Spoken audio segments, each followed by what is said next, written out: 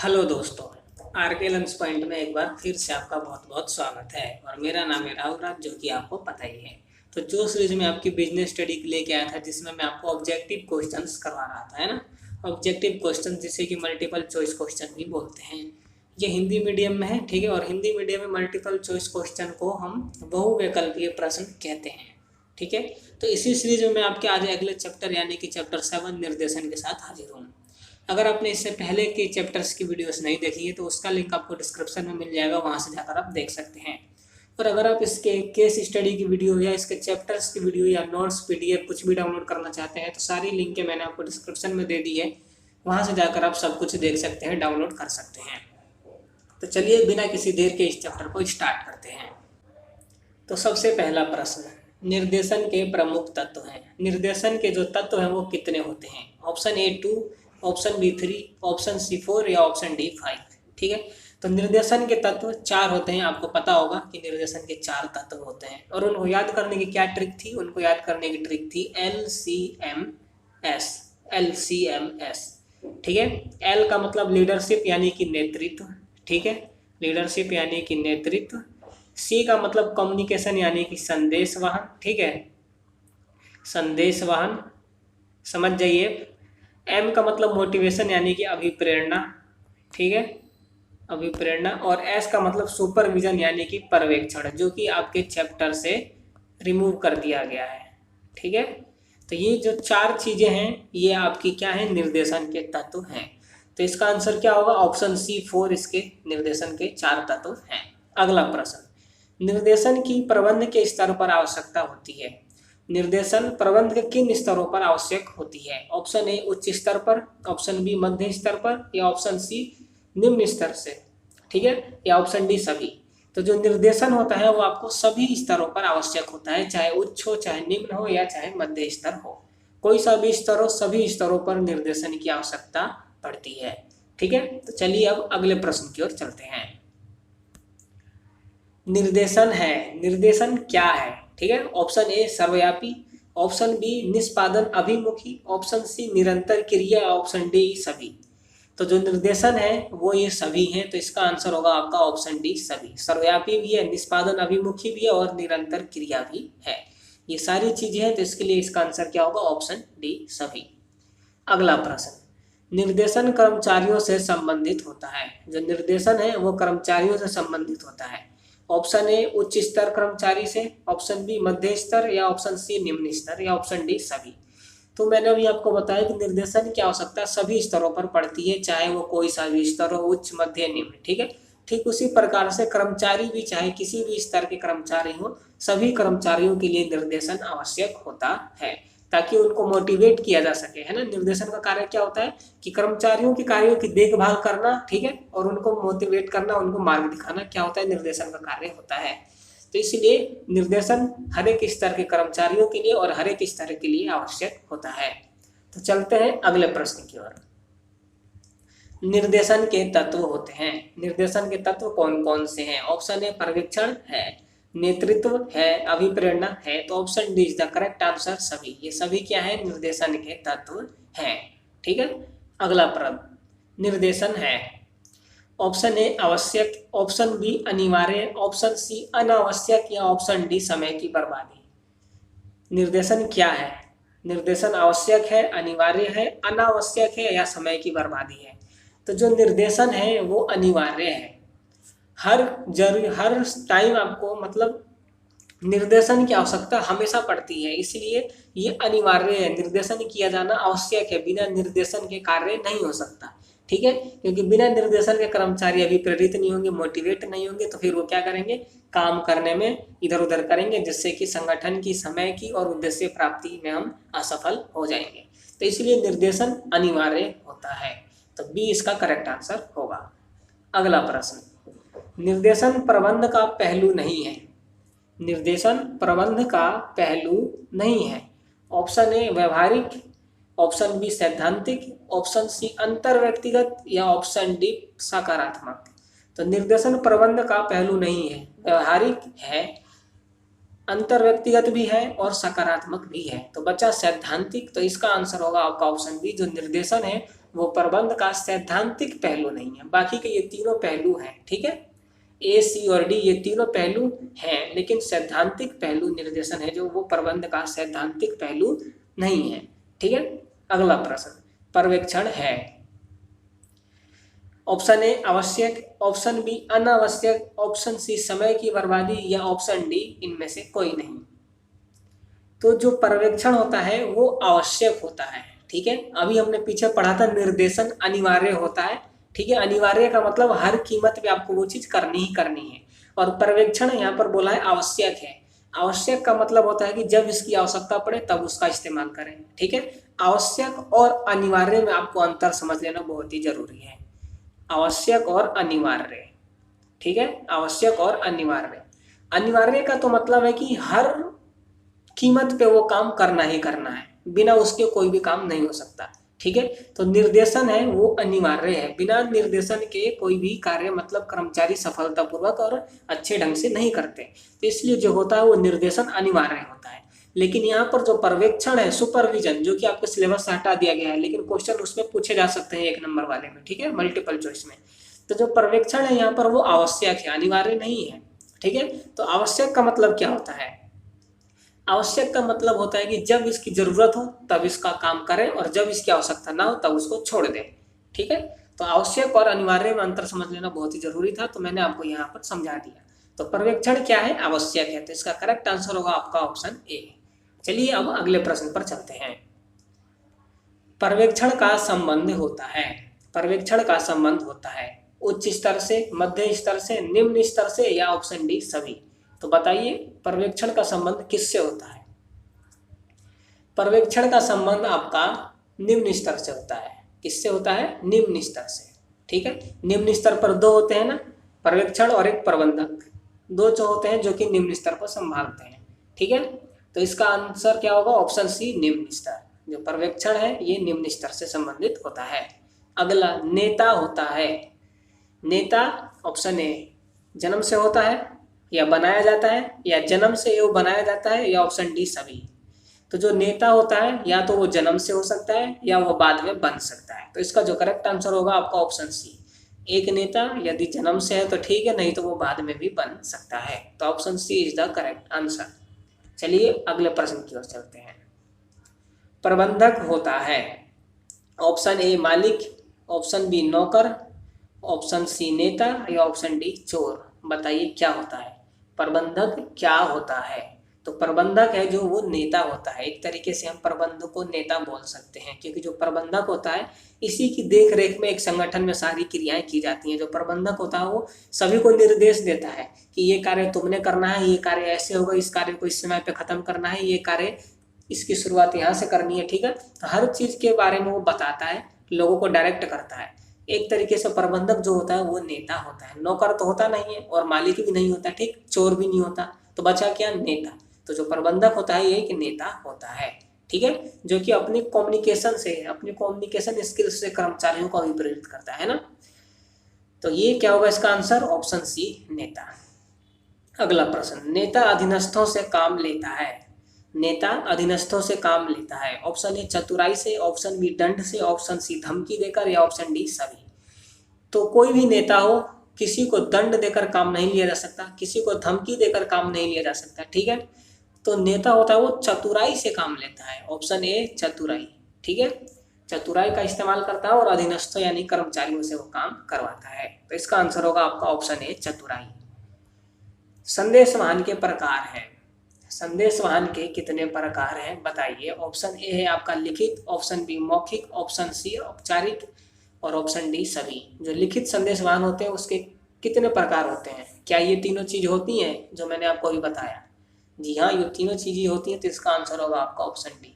संदेश वाहन लिखित हो सकता है, मौखिक हो सकता है और औपचारिक हो सकता है, ठीक है, तीनों चीजें हो सकती हैं। और संदेश वाहन अनौपचारिक भी हो सकता है, ठीक है। तो यहाँ पर ये 3 है, तो ये तीनों चीजें इसका होते हैं, तो इसका आंसर होगा आपका ऑप्शन डी सभी। अगला प्रश्न, प्रभावी संदेश वाहन में बाधाएं आती हैं। प्रभावी संदेश वाहन में बाधाएं आती हैं। ऑप्शन ए भाषा संबंधित, ऑप्शन बी दूरी संबंधित, ऑप्शन सी व्यक्तिगत, और ऑप्शन डी सभी। तो आपको पता है कि संदेश वाहन में कौन कौन सी बाधाएं आती है? भाषा संबंधित आती है, दूरी संबंधित भी आती है, और व्यक्तिगत भिन्नताएं भी आती है। कई व्यक्ति होते हैं कि अलग अलग उनकी भाषाएं होती है, कोई जल्दी समझ जाता है, कोई कम समझता है, कोई लेट समझता है, तो ये भी होती है। और ऑप्शन डी है आपका उपरोक्त सभी, तो option D is the correct answer. ये सारी बाधाएं हैं जो कि संदेश वाहन में आती हैं। ठीक है, अगला प्रश्न, समतल संदेश वाहन में सुझाव का प्रवाह होता है। समतल संदेश वाहन में सुझाव का प्रवाह होता है। समतल संपर्क, मोस्ट इंपॉर्टेंट प्रश्न है आपका ये, समतल संपर्क। ठीक है, इस चैप्टर का समतल संपर्क। समतल संपर्क कैसे करते हैं वो मैंने आपको दूसरे चैप्टर में बताया था, है ना, समतल संपर्क। तो समतल संपर्क का सुझाव होता है जो उसका प्रवाह कैसे होता है। समतल संपर्क में सूचनाएं कैसे प्रवाहित होती हैं, ऊपर से नीचे की ओर, नीचे से ऊपर की ओर, या समतल स्तर पर, या डी सभी में। तो जो समतल संपर्क होता है उसका प्रवाह समतल स्तर पर होता है। समतल का मतलब सामान्य स्तर पर। जैसे दो कर्मचारी हैं ए और बी, दोनों ही एक ही स्तर पर हैं, ठीक है, लेकिन इनके बीच में दूरी है। एक कारखाना ए में काम करता है और एक कारखाना बी में काम करता है, ठीक है, लेकिन काम का दोनों का काम एक ही और एक ही पद पर है। ठीक है, जैसे ये डिजाइन करता है और ये भी डिजाइन करता है, तो पद दोनों का सेम है लेकिन कारखाना अलग है। तो ये दोनों आपस में क्या कर सकते हैं, अपना सूचना प्रवाह कर सकते हैं, क्योंकि दोनों ही सामान्य स्तर पर हैं। ठीक है, तो इस तरीके से समतल संपर्क द्वारा कार्य किया जाता है। अगर आपको ये चीज़ें नहीं पता है तो आप डिस्क्रिप्शन में जाइए, वहाँ पर चैप्टर्स के प्लेलिस्ट का लिंक दिया हुआ है, वहाँ पर जाकर आप दूसरा चैप्टर देखिए और समझिए, क्योंकि ये प्रश्न बहुत ही इंपॉर्टेंट है। 100% आपसे पेपर में पूछा जाएगा। अगला प्रश्न, संदेश को संप्रेषण प्रतीकों में बदलने की प्रक्रिया को क्या कहा जाता है। मतलब जब हम संदेश भेजते हैं तो उसको प्रतीक मतलब कि चिन्हों में बदलने की प्रक्रिया क्या कहलाती है। ठीक है, हम भेजने से पहले उनको इनकोडिंग करते हैं ना, इनकोडिंग डिकोडिंग आपने सुना होगा। अगर आप संदेशवाहन प्रक्रिया जानते हैं तो आप ये सारी चीज़ें जानते होंगे, इनकोडिंग क्या होता है, डिकोडिंग क्या होता है। ठीक है, तो उस प्रक्रिया को हम क्या कहते हैं। ऑप्शन है माध्यम, ऑप्शन बी है इनकोडिंग, ऑप्शन सी प्रतिपुष्टि, या ऑप्शन डी डिकोडिंग। बताइए क्या कहते हैं। तो हम इनकोडिंग कहते हैं जब हम अपने संदेश को लिख कर और भेजने से पहले जब उनको हम प्रतीकों में यानी कि मार्क में, चिन्हों में जब उनको हम चेंज करते हैं तो हम इनकोडिंग करते हैं। और जब वो पहुंच जाता है उसके पास, प्राप्तकर्ता के पास, तो वो फिर वो डिकोडिंग करके और उसको पढ़ के समझता है। ठीक है, तो इसको हम इनकोडिंग कहते हैं। इनकोडिंग और ये डिकोडिंग दोनों ही ये आपके इस चैप्टर से बहुत ही इंपॉर्टेंट है, इनकोडिंग और डिकोडिंग। अगर आपको संदेशवाहन की प्रक्रिया नहीं है तो आप संदेशवाहन की प्रक्रिया याद कीजिए, क्योंकि 7वें चैप्टर में संदेशवाहन की प्रक्रिया, संदेशवाहन में आने वाली बाधाएं, ठीक है, ये बहुत ही इंपॉर्टेंट है। 100% इनमें से क्वेश्चन आपको मिलेगा ही मिलेगा पेपर में। ठीक है, तो अगर आप अच्छे मार्क्स लेना चाहते हैं एग्जाम में तो जरूर से जरूर इनको याद कर लीजिए। क्या क्या चीज़ें हैं, संदेशवाहन प्रक्रिया, ठीक है, और संदेशवाहन में आने वाली बाधाएं, ठीक है, कम्युनिकेशन बैरियर जिसे बोलते हैं, और औपचारिक अनौपचारिक संगठन। ठीक है, ये सारी चीज़ें पढ़िए, आपको बहुत इंपॉर्टेंट चीज़ें हैं ये सारी। और मैं आपको हर एक चैप्टर वाइज बताता चाहता हूँ, जब भी चैप्टर पढ़ाता हूँ तो उसके इंपॉर्टेंट उनमें से क्या क्या चीज़ें हर बार मैं आपको बताता हूँ। तो अगर आप अच्छे नंबर लेना चाहते हैं तो उन बातों को ध्यान में रखिए और उन बातों को अप्लाई कीजिए। ठीक है, उन सारी बातों को याद कीजिए जो मैं आपको बताता हूँ। तो चलिए अगले प्रश्न की ओर चलते हैं। निम्नलिखित में से कौन सा संप्रेषण प्रक्रिया के तत्व नहीं है। संप्रेषण प्रक्रिया यानी कि संदेशवाहन प्रक्रिया, ठीक है, डिकोडिंग है, संप्रेषण, माध्यम और संदेश पाने वाला। संप्रेषण की प्रक्रिया पूछी है, ठीक है, संप्रेषण की प्रक्रिया पूछी है, उसके तत्व कौन कौन से हैं। तो डिकोडिंग है, माध्यम भी है, संदेश पाने वाला यानी कि प्राप्तकर्ता ये भी है। तो संप्रेषण यानी कि सूचना वही संदेश। तो option B is the correct answer. ये जो संदेश है ये तो खुद ही संदेश है ना, तो ये इसका आंसर होगा, option B is the correct answer. अगला प्रश्न, नारायण मूर्ति द्वारा प्रोत्साहित सॉफ्टवेयर कंपनी है। नारायण मूर्ति द्वारा प्रोत्साहित सॉफ्टवेयर कंपनी कौन सी है। ठीक है, ये प्रश्न वैसे ही इसमें आ गया है, लेकिन कोई बात नहीं, आपकी जानकारी के लिए, आपकी नॉलेज बढ़ेगी इससे, लेकिन घटेगी नहीं, तो कोई नहीं। नारायण मूर्ति द्वारा जिस सॉफ्टवेयर को प्रोत्साहित किया गया वो इन्फोसिस है। ठीक है, कौन सी है, इन्फोसिस, जिसको कि नारायण मूर्ति ने क्या किया है, प्रोत्साहित किया है। अगला प्रश्न, निर्देशन की प्रकृति होती है। निर्देशन की प्रकृति कैसी होती है, कार्यकारी, अधिशासी, अनाशासी या मोनाकारी। ठीक है, निर्देशन की प्रकृति आपको बताना है, तो बताइए कौन सी प्रकृति है। तो निर्देशन होती है जो अधिशासी होती है, ठीक है। कौन सी होती है? अधिशासी। और अधिशासी का मतलब आपको नहीं पता कि क्या होता है, तो आप चैप्टर में जाइए और वहां पर देखिए, मैंने आपको अच्छे से बता रखा है कि अधिशासी क्या होता है। अगला प्रश्न, निर्देशन के लक्षण कौन सा है? इनमें से निर्देशन के लक्षण कौन से हैं ये आपको बताना है। ऑप्शन ए विभिन्न तत्वों का समूह, निर्देशन का प्रवाह, तीन स्तरीय उद्देश्य, ऑप्शन डी सभी। तो जो निर्देशन के तत्व हैं ये तीनों ही हैं, क्या है? निर्देशन के लक्षण हैं। तो option D is the correct answer. निर्देशन विभिन्न तत्वों का समूह होता है, ठीक है। निर्देशन के तत्व आपको बताएंगे, LCMS 4 तत्व होते हैं, तो तत्वों का समूह हो गया। निर्देशन का प्रवाह भी होता है, ठीक है। और ये तीन स्तरीय, तीनों स्तरों का जो उद्देश्य होता है उसको क्या करता है? प्राप्त करने के लिए कार्य करता है। तो इसका ऑप्शन डी होगा आपका, ऑप्शन सभी। सारे इसके आंसर ये हैं। तो चलिए अगले प्रश्न की ओर चलते हैं। अब्राहम मास्लो का जन्म कब हुआ? अब्राहम मास्लो का जन्म कब हुआ? अब्राहम मास्लो का जन्म कब हुआ? ऑप्शन है 1990, ऑप्शन बी 1200, ऑप्शन सी 2008 या ऑप्शन सी डी 1908। बताइए अब्राहम मास्लो। अब्राहम मास्लो की विचारधारा भी इस चैप्टर से बहुत ही इंपॉर्टेंट है, ठीक है। संतुष्टि वाला दे रखा है कि एक व्यक्ति कब संतुष्ट होता है। मौद्रिक प्रेरणा और अमौद्रिक प्रेरणा बहुत इंपॉर्टेंट चीजें हैं सारी, ठीक है। तो बताइए यहाँ पर मास्लो का जन्म कब हुआ था? तो मास्लो का जन्म आपका 1908 में हुआ था। कब हुआ था? 1908 में। फिर से एक बार बता दूं, अब्राहम मास्लो की विचारधारा, अमौद्रिक प्रेरणा और मौद्रिक प्रेरणा, ये बहुत ही इंपॉर्टेंट है। इन सभी चीज़ों को आप जरूर याद कर लीजिएगा। अगला प्रश्न, अब्राहम मास्लो ने मनुष्य की आवश्यकताओं को कितने भागों में बांटा है? अब्राहम मास्लो ने जो अपनी विचारधारा व्यक्त की है उसमें व्यक्ति की संतुष्टि, उसकी आवश्यकता को कितने भागों में बांटा है? Option A 4, option B 2, option C 7 या ऑप्शन डी 5। तो जो मास्लो की विचारधारा ऐसे है, ठीक है, इस तरीके से है ना, ऐसे 1 2 3 4 5 करके हैं, 5 है। तो ऑप्शन डी इसका 5 होगा। क्या होगा? अब्राहम मास्लो ने मनुष्य की आवश्यकताओं को 5 भागों में बांटा है, ठीक है। सुरक्षा की आवश्यकता, ठीक है, मित्रता की, सामाजिक आवश्यकता, ठीक है, बहुत सारी आवश्यकताएं हैं, 5 हैं, बहुत सारी नहीं, 5 ओनली। तो इन 5 को इसने मनुष्य की आवश्यकताओं के रूप में बांटा है। किसने बांटा है? अब्राहम मास्लो ने, ठीक है। याद रखिएगा, अब्राहम मास्लो से जुड़ी बातें यहाँ पर जितनी भी हैं बहुत ही इंपॉर्टेंट है इस चैप्टर के लिए। अगला प्रश्न देखते हैं। अभिप्रेरण का सिद्धांत जो आवश्यकताओं को क्रमबद्ध करता है, किसके द्वारा प्रतिपादन किया गया है? ठीक है, अभिप्रेरण की सिद्धांत, अभिप्रेरण का मतलब मोटिवेशन, ठीक है। इसके सिद्धांत जो कि आवश्यकताओं को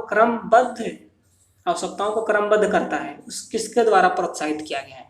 option A Abraham Maslow, option B Lincoln, option C अर्थशास्त्री, ऑप्शन डी इनमें से कोई नहीं। तो आपको पता है अब्राहम मास्लो के बारे में हमने पढ़ा है, तो इसका आंसर अब्राहम मास्लो ही होगा, क्योंकि अर्थशास्त्री और लिंकन नाम की कोई चीज हमारे चैप्टर में है नहीं, ठीक है। तो इसका आंसर आपका ऑप्शन है अब्राहम मास्लो होगा।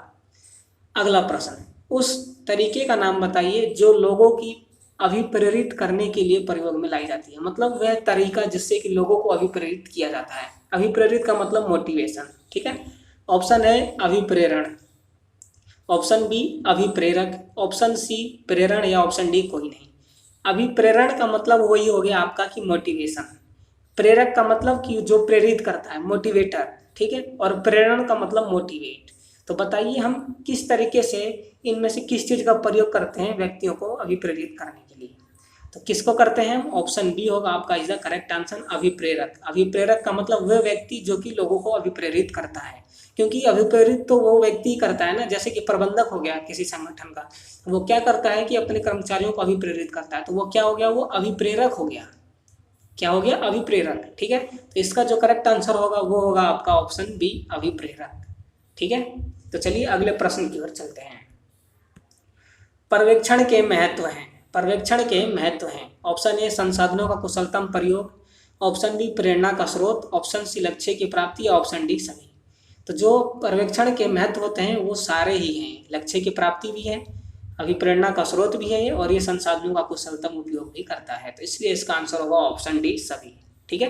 अगला प्रश्न, लिखित संदेश वाहन की प्रणालियां हैं। लिखित संदेश वाहन की कितनी प्रणालियां हैं? ऑप्शन ए सामूहिक लिखित संदेश वाहन, ऑप्शन बी व्यक्तिगत लिखित संदेश वाहन, ऑप्शन सी दोनों, ऑप्शन डी कोई नहीं। जो लिखित संदेश वाहन की प्रणालियां हैं वो कैसी हैं? बताइए, बताइए क्या होगा इसका आंसर? दोनों हैं। कैसी हैं? सामूहिक भी हो सकती है और व्यक्तिगत भी हो सकती है, ठीक है। अगला प्रश्न देखते हैं, पर्यवेक्षण प्रबंध के कितने स्तर से संबंधित है। जो पर्यवेक्षण है वो प्रबंध के कितने स्तर से संबंधित है। प्रश्न को 2 बार जरूर पढ़िए, क्योंकि एक बार में हो सकता है दिमाग डिस्टर्ब हो तो सही से ना पढ़ पाए या ना समझ पाए। यहाँ पर पूछा है पर्यवेक्षण प्रबंध के कितने स्तर से संबंधित है। ठीक है, तो प्रबंध के कितने स्तर हैं, मैंने आपको पहले चैप्टर में बताया था प्रबंध के 3 स्तर हैं। और जो पर्यवेक्षण है वो कितने स्तर से संबंधित है बताइए। Option A 4, option B 2, option C 3 या ऑप्शन डी 8। तो जो पर्यवेक्षण है वो आपके तीनों स्तरों से संबंधित है, ऑप्शन सी 3। ठीक है। अगला प्रश्न, पर्यवेक्षक तथा अधीनस्थों के बीच होने वाला संदेश वाहन है। पर्यवेक्षक और अधीनस्थ के बीच होने वाले संदेश वाहन को हम क्या कहते हैं। ऑप्शन ए चक्रीय संदेश वाहन, ऑप्शन बी इकहरी श्रृंखला संदेश वाहन, ऑप्शन बी सुप्रभात संदेश वाहन, ऑप्शन सी जन संदेश वाहन। जन संदेश वाहन तो हो नहीं सकता, क्योंकि जन का मतलब कि बहुत सारी जनता जब एक साथ इकट्ठी हो जाए, बहुत सारे ग्रुप हो जाए तो वो जन कहलाता है। सुप्रभात हो नहीं सकता और चक्रीय संदेश वाहन होता नहीं है, तो बचा क्या इकहरी संदेश वाहन। इकहरी का मतलब है एकल, एक बार आप उसको बताओ वो समझ जाएगा। ठीक है, तो इसका आंसर होगा आपका ऑप्शन बी इकहरी संदेश वाहन। क्या होगा इकहरी, सिंगल, इकहरी का मतलब सिंगल। ठीक है। अगला प्रश्न देखते हैं, पर्यवेक्षण के तत्व, पर्यवेक्षण के तत्व बताने हैं। ऑप्शन ए नेतृत्व है, नियोजन है, निर्देशन है, ऑप्शन डी कोई नहीं। तो बताइए इनमें से पर्यवेक्षण के तत्व हैं, पर्यवेक्षण के तत्व कौन से हैं, फटाफट बताइए। जो पर्यवेक्षण है वो किसका तत्व है। पर्यवेक्षण के तत्व नहीं, सॉरी, मैंने इसीलिए कहा था कि प्रश्न को जब भी पढ़ें 2 बार पढ़ें ताकि समझ सकें। यहाँ पर पूछा है पर्यवेक्षण के तत्व, पर्यवेक्षण, ये मिस प्रिंट क्वेश्चन है। पर्यवेक्षण किसका तत्व है, यहाँ पर किसका छूट गया। जो पर्यवेक्षण है ये किसका तत्व है। ठीक है, मिस प्रिंट हुआ है, लेकिन कोई नहीं, मैं आपको यहाँ पर कर देता हूँ, बता देता हूँ कि यहाँ पर मिस प्रिंट है। पर्यवेक्षण का तत्व नहीं बताना है आपको, ये बताना है कि पर्यवेक्षण किसका तत्व है। ठीक है, मतलब पर्यवेक्षण जो तत्व है, आपको पता है पर्यवेक्षण तत्व है ये किसका तत्व है, किसका है, निर्देशन का। ठीक है, जो पर्यवेक्षण है वो निर्देशन के अंदर आता है ना, LCMS पीछे बता चुका हूं मैं। तो ये निर्देशन के अंदर आता है पर्यवेक्षण, जो पर्यवेक्षण है वो निर्देशन का तत्व है। यहाँ पर मिस प्रिंट था क्वेश्चन में, लेकिन मैंने आपको यहाँ पर क्लियर कंफर्म कर दिया। अगला प्रश्न देखते हैं, पद भिन्नता किस प्रकार के संप्रेषण बाधा के अंतर्गत आती है। पद भिन्नता, अलग अलग पद किस संप्रेषण, किस संदेशवाहन बाधा के अंदर आती है। ऑप्शन ए संगठनिक बाधा, ऑप्शन सी मनोवैज्ञानिक, ऑप्शन सी सांकेतिक, ऑप्शन डी शारीरिक। बताइए। पद की बात आ गई तो सीधी सी बात है, पद संगठन में होते हैं तो संगठनात्मक बाधा ही होगा ये, है ना। तो इस तरीके से अगर आप चैप्टर पढ़ चुके हैं, समझ चुके हैं, तो आप मिनटों में आप क्वेश्चंस कर पाएंगे। ठीक है, क्योंकि मनोवैज्ञानिक पद से संबंधित नहीं होता, ना सांकेतिक होता है ना शारीरिक होता है। पद से संबंधित जो बात आती है वो संगठनात्मक में ही आती है। तो इसका आंसर होगा आपका ऑप्शन है संगठनिक बाधा। अगला प्रश्न, निम्न में से कौन सा वित्तीय प्रोत्साहन है। वित्तीय प्रोत्साहन, मौद्रिक प्रेरणा। ठीक है, मौद्रिक प्रेरणा कौन सी है, कर्मचारी भागीदारी, पद सुरक्षा, स्टॉक प्रोत्साहन या पदोन्नति। बताइए। तो जो वित्तीय प्रोत्साहन यानी कि मौद्रिक प्रोत्साहन है वो स्टॉक प्रोत्साहन है। ठीक है, और ये इस बात को कैसे पता कर सकते हैं हम, क्योंकि कर्मचारी भागीदारी क्या है, ये अवित्तीय प्रोत्साहन, अमौद्रिक है। पद की सुरक्षा ये भी अमौद्रिक है, पदोन्नति ये भी अमौद्रिक है। जिन चीज को हम देख नहीं सकते वो अमौद्रिक होते हैं। कर्मचारी भागीदारी देख सकते हैं, नहीं देख सकते, महसूस कर सकते हैं। पद सुरक्षित है या नहीं, महसूस कर सकते हैं। पदोन्नति महसूस कर सकते हैं, देख नहीं सकते। ठीक है, स्टॉक को हम देख सकते हैं, स्टॉक का मतलब भंडारण। ठीक है, स्टॉक प्रोत्साहन जो होगा वो आपका वित्तीय प्रोत्साहन होगा, यानी कि मौद्रिक प्रेरणा होगा। एक बार फिर मैं आपको बता दूं कि यहाँ पर प्रेरणा है, मौद्रिक प्रेरणा और अमौद्रिक प्रेरणा बहुत ही इंपॉर्टेंट है। ठीक है, तो इसको जरूर आप याद करिएगा। अगला प्रश्न, अभिप्रेरित कर्मचारियों को पारितोषित किया जाता है। अभिप्रेरित कर्मचारियों को पारितोषित किया जाता है, संतुष्ट किया जाता है, विश्वास दिलाया जाता है। ऑप्शन ए ऋणात्मक, ऑप्शन बी धनात्मक, ऑप्शन सी अर्ध धनात्मक, ऑप्शन सी अर्ध ऋणात्मक। तो बताइए क्या होगा इसका आंसर। जो अभिप्रेरित कर्मचारी होते हैं उनको कैसा विश्वास दिलाया जाता है, कैसा, धनात्मक। Option B is the correct answer.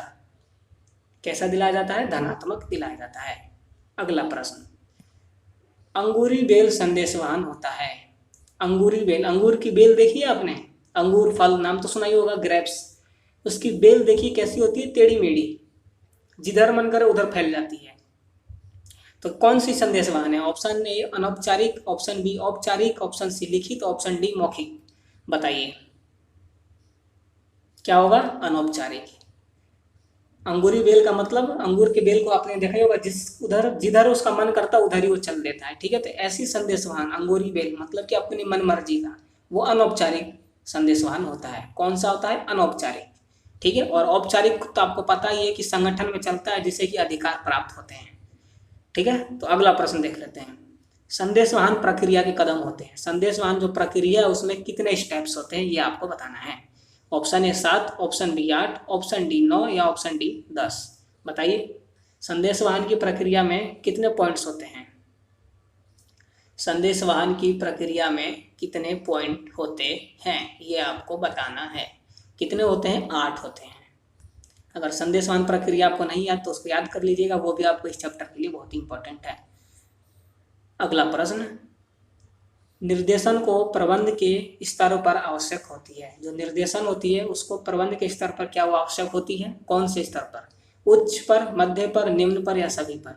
तो इसका आपका आंसर पता ही है क्या होगा? ऑप्शन डी सभी, क्योंकि निर्देशन होता है जो सभी स्तर पर आवश्यक होता है। अगला प्रश्न, प्रभावी संदेश वाहन में भाषा का उपयोग नहीं होना चाहिए।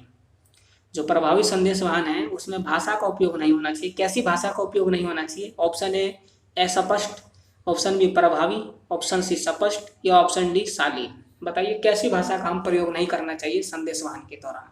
Option A is the correct answer. अस्पष्ट भाषा का हमें प्रयोग नहीं करना चाहिए ताकि जो समझने वाला है उसे समझ में ही ना आए। ऐसी भाषा का प्रयोग करना चाहिए जिससे कि सरल हो और आसानी से लोग समझ सकें, ठीक है। सरल हो, स्पष्ट हो, शालीन हो, प्रभावी हो। अगला प्रश्न देख लेते हैं जो कि इस चैप्टर का लास्ट प्रश्न है आपका। प्रभावी संदेश वाहन में बाधा है। प्रभावी संदेश वाहन में कैसी बाधाएं आती हैं? ऑप्शन ए भाषा संबंधी, ऑप्शन बी दूरी और ऑप्शन सी व्यक्तिगत भिन्नताएं, ऑप्शन डी सभी। तो आपको पता ही है कि सारी बाधाएं किसकी हैं? संदेश वाहन की। Option D is the correct answer. ये सारी संदेश वाहन में बाधाएं आती हैं, ठीक है। इनसे बचने की, संदेश वाहन की बाधा को दूर करने के उपाय कौन कौन से हैं वो भी याद कर लीजिएगा, ठीक है। संदेश वाहन की बाधा को दूर करने के कौन कौन से उपाय हैं? एक अच्छा श्रोता बनना, ठीक है। बहुत सारे हैं, 7 या 8 हैं, उनको याद कर लीजिएगा, बहुत ही जरूरी है, पेपर में 100% पूछा ही जाएगा। तो इस वीडियो की प्रश्न यहीं पर समाप्त होते हैं। 36 प्रश्न थे जो कि मैंने आपको यहाँ पर करवाया और मैं आशा करता हूँ कि इन प्रश्नों से आपको कुछ नया सीखने को मिला होगा, ठीक है। और ये प्रश्न आपके लिए बहुत ही इंपॉर्टेंट और हेल्पफुल हुए होंगे। तो आज की वीडियो में बस इतना ही। अगर आपने इससे पहले के चैप्टर्स की वीडियोस नहीं देखी हैं तो उनका लिंक आपको डिस्क्रिप्शन में मिल जाएगा, वहाँ से जाकर देख सकते हैं। नोट्स डाउनलोड कर सकते हैं, चैप्टर्स की वीडियोस देख सकते हैं, केस स्टडी देख सकते हैं, सारी चीज़ें देख सकते हैं। कुछ भी चाहिए तो आप डिस्क्रिप्शन में एक बार लिंक जाके जरूर चेक कीजिएगा। तो आज की वीडियो में बस इतना ही।